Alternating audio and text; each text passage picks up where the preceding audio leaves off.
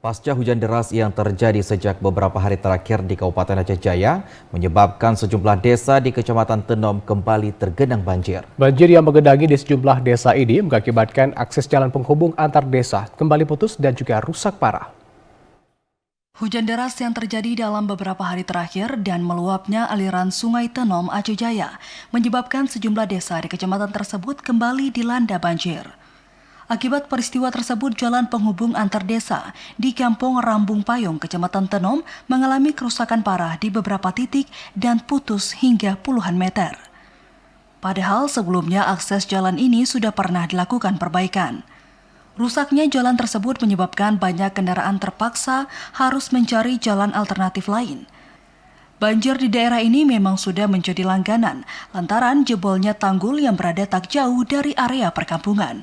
Hal ini membuat aktivitas warga setempat terganggu lantaran sudah seminggu daerah ini diterjang banjir. Sekretaris Desa Rambung Payung, Dedi Azani menjelaskan, pasca banjir susulan yang terjadi pada Sabtu kemarin menyebabkan sejumlah titik badan jalan mengalami kerusakan parah dan memaksa sebagian warga harus mengungsi ke rumah tetangga maupun menasah setempat.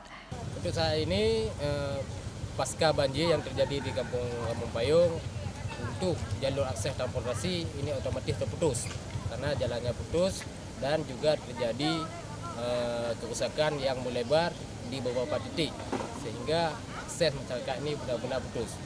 Untuk aktivitas masyarakat sementara ini yang berada di jalan terputus ini tentu ada dua jalur aksesnya. Yang pertama memang jalur di Kampung Baru yang terputus lewat sana, kemudian yang lewat sebelah lagi itu jalurnya ke Belang Baru.